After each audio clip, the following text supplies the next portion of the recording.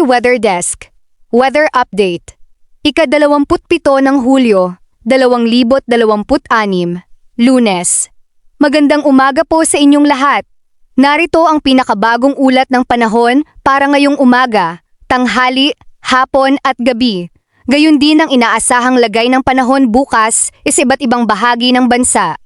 Luzon, umaga. Maulap na kalangitan na may kalat-kalat na pag-ulan at pagkulog sa Metro Manila, Central Luzon, Calabarzon, Mimaropa, Ilocos Region at Cagayan Valley. Tanghali at hapon, posible ang malalakas na thunderstorm na maaaring magdulot ng biglaang pagbaha at pagguho ng lupa sa ilang lugar. Gabi, patuloy ang maulap na kalangitan na may paminsan-minsang pag-ulan lalo na sa kanlurang bahagi ng Luzon, Visayas. Umaga, bahagyang maulap hanggang maulap na may mga panakanakang pag-ulan sa Western, Central at Eastern Visayas. Tanghali at hapon, asahan ang mga thunderstorm lalo na sa Negros, Panay, Cebu, Samar at Leyte.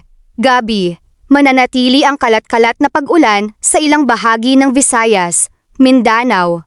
Umaga, maaliwala sa ilang lugar ngunit may posibilidad ng panakanakang pag-ulan sa Davao Region, Soc-Sargen, BARMM, Zamboanga Peninsula at Northern Mindanao. Tanghali at hapon, posible ang malalakas na thunderstorm sa Sultan Kudarat, South Cotabato, Sarangani, Davao de Oro, Davao del Norte at Davao Oriental. Gabi, maulap na may mga pag-ulan at pagkulog sa ilang bahagi ng Mindanao. Lagay ng karagatan, Hilagang Luzon, maalon hanggang sa napakaalon, kanlurang baybayin ng Luzon, katamtaman hanggang maalon, Visayas at Mindanao, bahagya hanggang katamtamang pag-alon, ngunit maaaring lumakas kapag may thunderstorm. Pinapayuhan ang maliliit na sasakyang pandagat na mag-ingat. Update sa bagyo.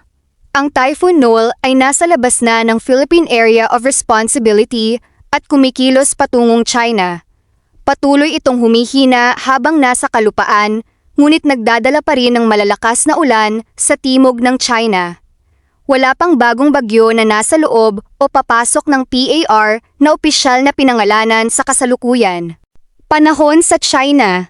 Ang Guangdong, Fujian, Hunan at iba pang bahagi ng Southern China ay nakararanas ng malalakas na ulan, malakas na hangin at panganib ng pagbaha dahil sa Typhoon Noel.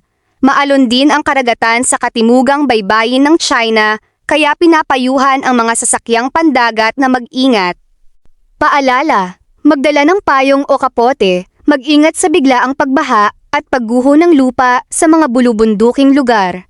Patuloy na subaybayan ang mga opisyal na abiso ng PAGASA at ng inyong lokal na pamahalaan. Ito ang Koy Weather Desk, naghahatid ng tumpak at napapanahong ulat ng panahon. Mag-ingat po ang lahat at magandang araw.